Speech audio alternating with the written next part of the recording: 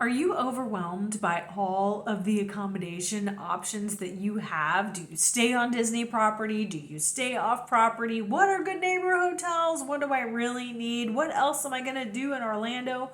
All these questions and more. Let's narrow it down and help you plan your magical vacation by taking it just one piece at a time.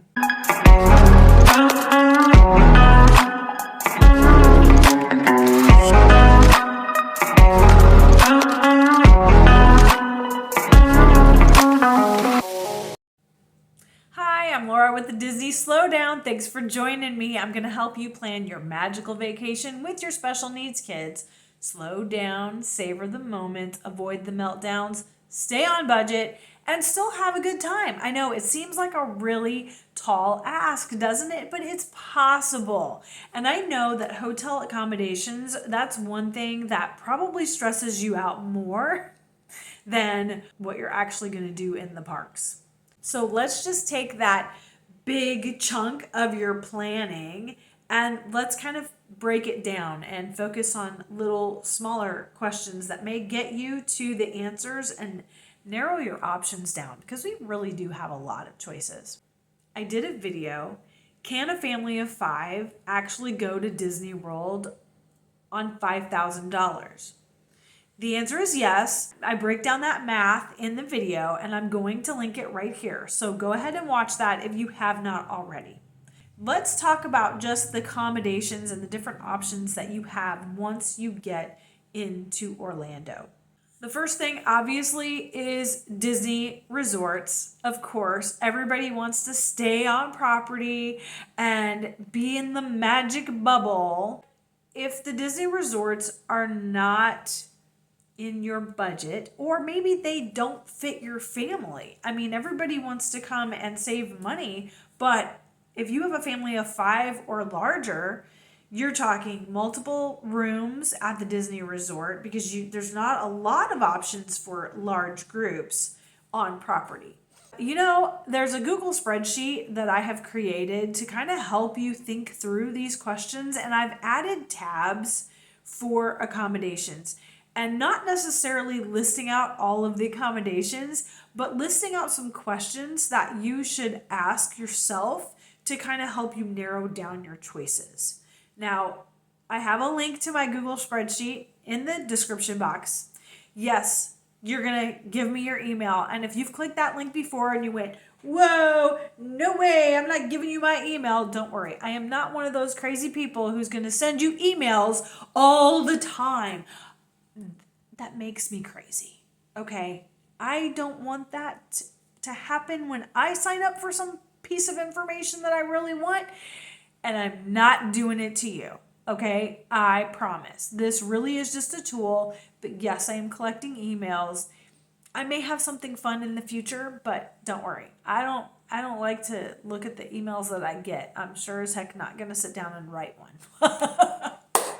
So that's just a little bit about me, okay? We could still be friends, but if you want this tool, give me your email. I'll shoot it right out to you. And I think it's really going to help you plan, or at least ask your questions so you can plan better. How's that? I've learned a few things just over our time of going to Orlando, but then also just a couple of the day trips that I've made. If Disney property isn't exactly something that you feel like you could budget for and make a dream come true, we have other options. I included a tab for Disney property because there are promotions that happen and sometimes it might actually fit into your budget or it might be worth splurging a little bit extra. I have a list that you can fill out, like what's your dream property to stay at and why? Why do you want to stay there? It's very important to know the why. And then what resorts fit your family? So for a family of 5, hotels, resorts, whatever, like 4 seems to be the magic number. You go over 4 and you just cut your options way down.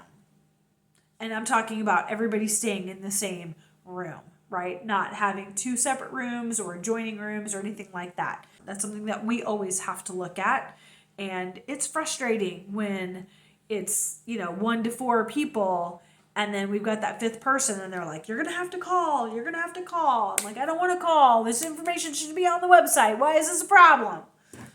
Family of 5 is not really an anomaly, is it? Shouldn't be. I digress. So back to the spreadsheet. What kind of accommodation are you going to need? Is a hotel room okay? How close do you want to be?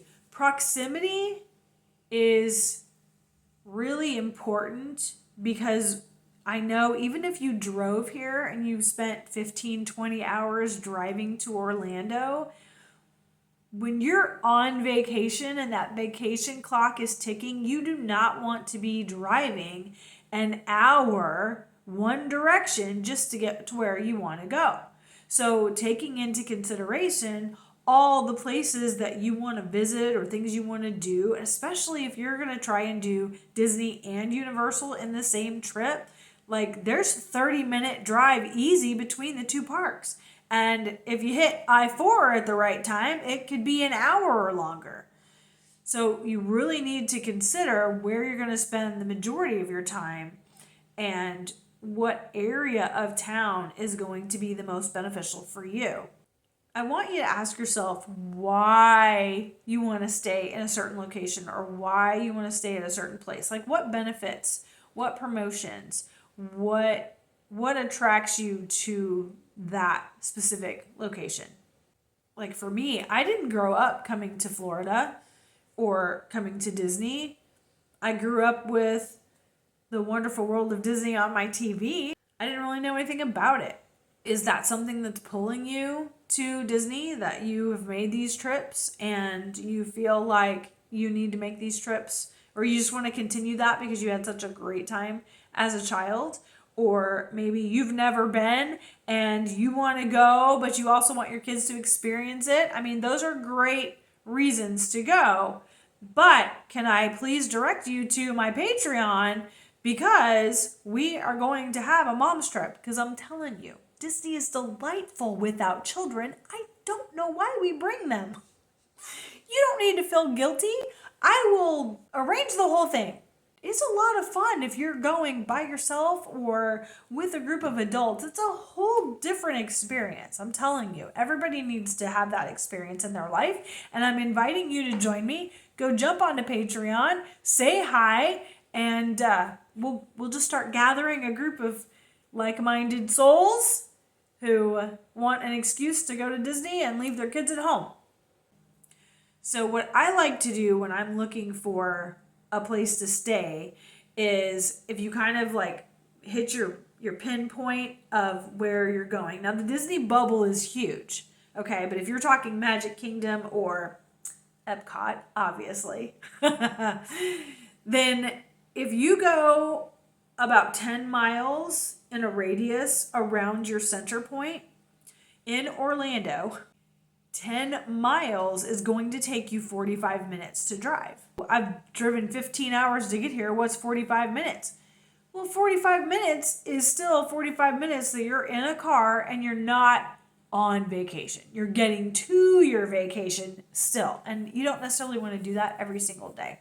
There are places called Good Neighbor hotels. They are listed on the Disney website.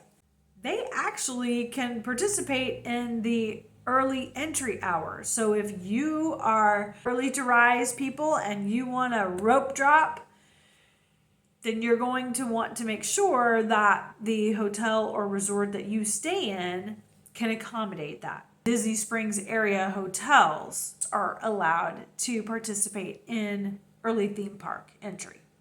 That's one of those things that you're going to want to put on that Google spreadsheet so that once you finally sift through and you have a few potential candidates, then you can make that phone call. We have been caught in the past with people who advertise transportation to Disney and Universal, and then we got there and we found out that it was like $25 one way. It was like a charter bus, but we were being charged. It was not free transportation. So do not assume that anybody who advertises transportation to the parks that it's actually complimentary, because it might not be. One more thing about Good Neighbor Hotels and the benefits. The Swan and Dolphin is right behind Epcot, so you could leave Epcot from the back gate, you could walk down the boardwalk, and you would make to the Swan and Dolphin, or the friendship boats take you to the Swan and Dolphin. As far as I know, that is the only public resort that is considered a deluxe resort. So if your trip includes extended evening hours for deluxe guests and you're staying at the Swan or the Dolphin or the Swan Reserve, I think is the other name, then you actually get to take advantage of those extended evening hours as well.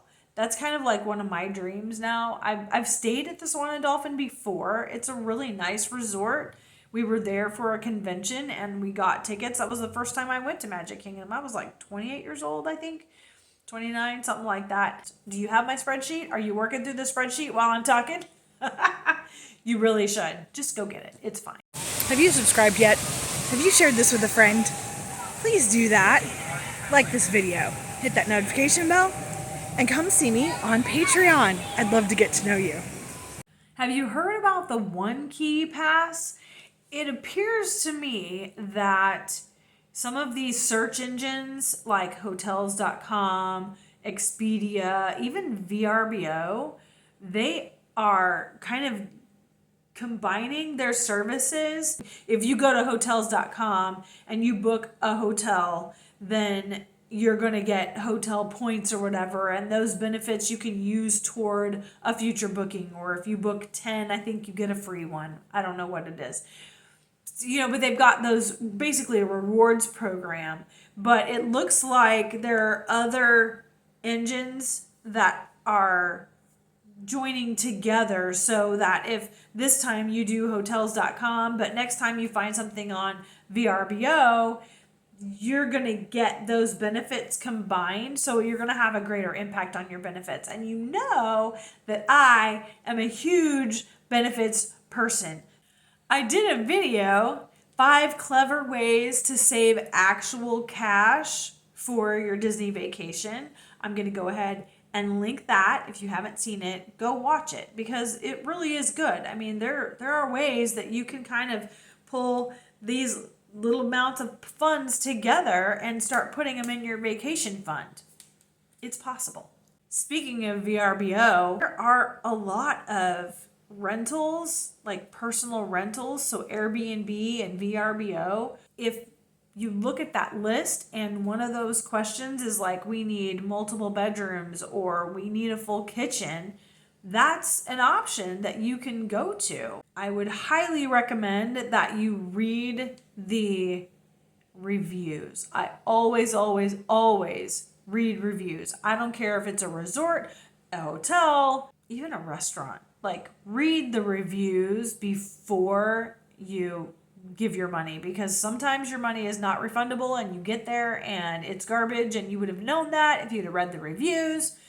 So always read the reviews when you're making your list of potential places to stay with your family on your vacation, because you do not want your vacation ruined because you're in a horrible place.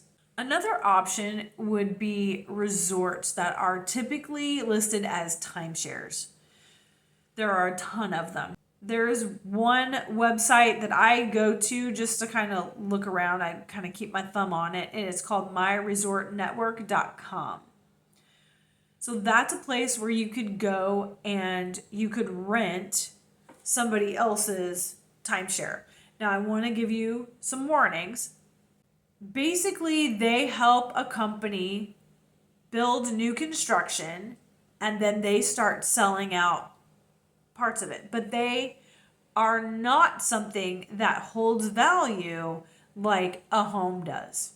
You're probably going to see a lot of places that are for sale as well. And if that's something that you want to do, I love ours. We have 2 of them in Las Vegas, and we bought the second one specifically to exchange for family vacations. I'm not taking children to Las Vegas. That's kind of like our staycation.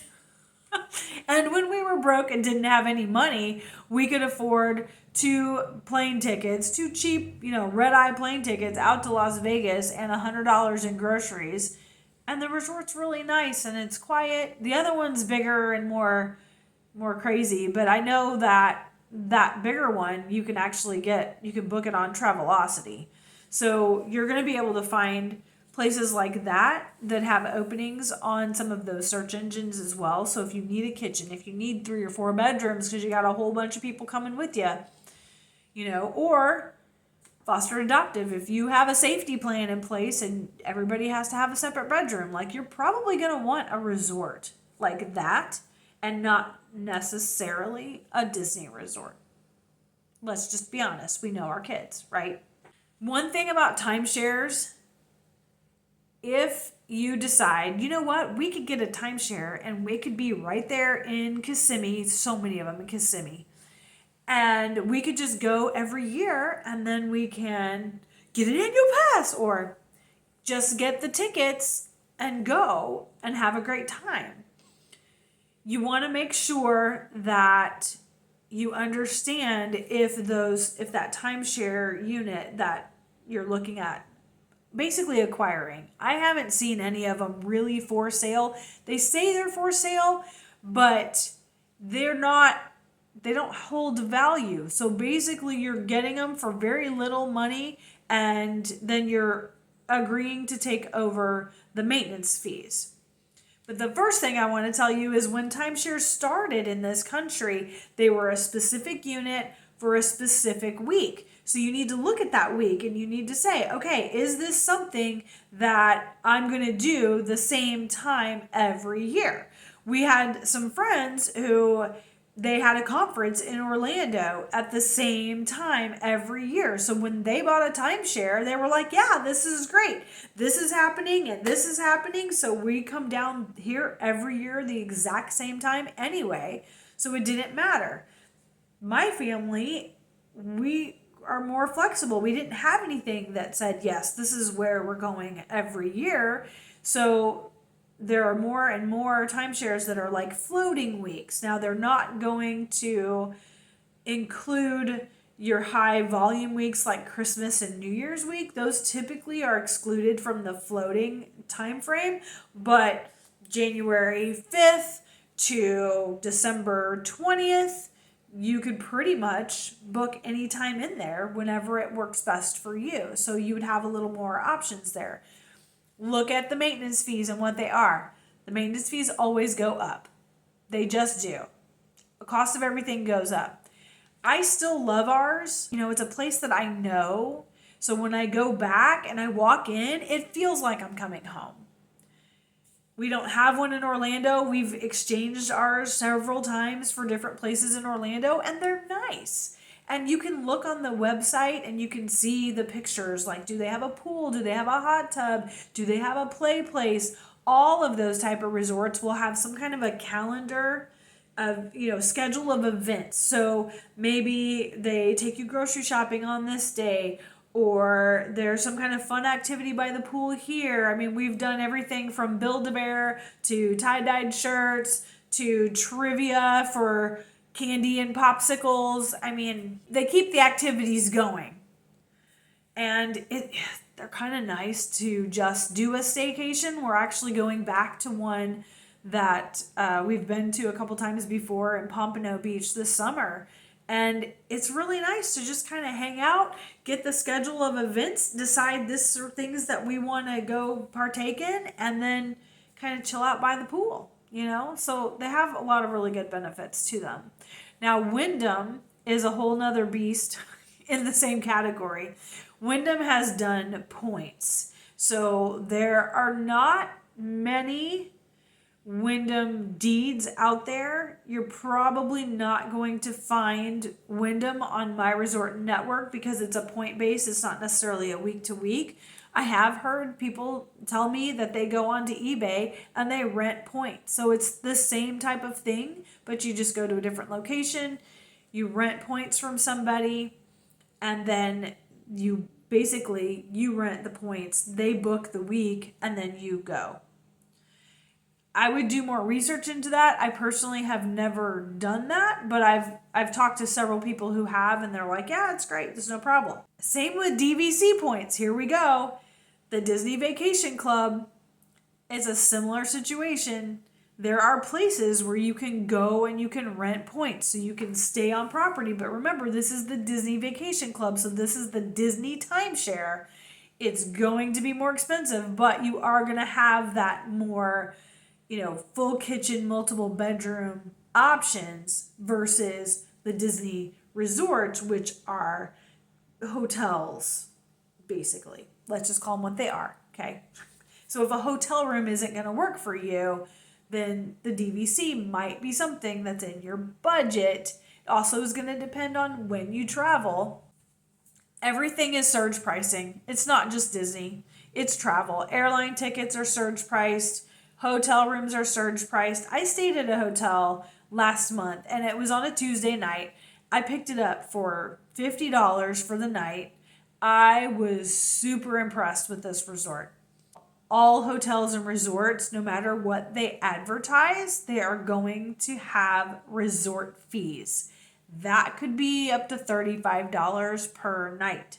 So even though you grab something and you're like, oh wow, it's only $35 a night or it's only $50 a night, what a deal. Read the fine print because you're going to have to pay resort fees. And I was very impressed with the hotel itself. A couple of things that I want to put on your radar because I didn't even know they were on my radar until they showed up at this hotel. In the state of Florida, medical marijuana is legal and rampant. And I really do not like going to a place, paying for a resort or a hotel, and then smelling skunk weed everywhere. Like, really? This hotel that I stayed at is called Magic Moments for Kids. And it was just me. It was on my solo trip. If you haven't seen that solo trip video, it was from last week. I'll put it right here. But there was a sign when I checked in and it said this property is smoke-free and vape-free. And I did not realize how nice that was to just be able to walk around the property, go to the ice machine, check out the pool area and the playground area for my kids, future options. And I wasn't smelling smoke and I wasn't smelling skunk. If that's something that is on your list of high priorities, put it in that Google Spreadsheet, because that's a question that you're going to be able to ask when you contact the resorts that you're looking at, that you've narrowed down. That Magic Moments for Kids resort, let me tell you why I was super impressed with this hotel. First of all, it had the smoke-free, amazing. They had an ice machine and a water filter, like a filtered water machine right next to the ice machine. I've told you this before, sulfur water, that's what Orlando water tastes like. It tastes like sulfur. I'm always looking for good water. I am not going to buy a bunch of bottled water. I have my bottles. I have my big cups that I bring. I just want somebody to filter it, because if I'm paying you for a drink, I don't want it to taste like dirt, or I don't want it to taste like sulfur. I homed in on that, and I didn't even go walking around after I checked in. It was late and I was like, oh, I'm thirsty, I'll just drink the tap water, whatever, it's fine. But then when I went to get ice and fill up my water bottle and everything, and I saw the water filter, I was like, oh, I could have been drinking filtered water last night. Because you got to stay hydrated. This Orlando heat and humidity, it will zap you. You've got to stay hydrated. Matter of fact, that's going to be my next video, and I really hope you join me because I've got some really good information for you there. They had a really cool playground area as well and games for the kids. They only had one pool, so it's not exactly like resort quality, but if you were going to spend a day at the hotel, They also had coin-operated laundry services. I was impressed with that. But check out the game room and the play area and see. There's that water filter. And we can't forget about the included breakfast that has protein. You know I'm always looking for protein for breakfast. Now, one thing with the surge pricing, so I was able to book a single room for $50 plus the resort fee of $30 that I paid once I got there. But I'm going again in another week or so. But it's on a Friday night. So my cost to book that same room was like double. Like, darn it, I really wanted to stay there again. It was only like 10-15 minutes away from the parks, which was really nice too. It's like Kissimmee Old Town, I think is what it's called. You'll get to know that once you start looking. What I like to do is pull up the Google Maps. That's how I like to start. I don't go to hotels or Expedia or Booking or even My Resort Network. Like, don't go to those places first. I want a bird's eye view. I want to see everything, and Google Maps is kind of where you're going to find that.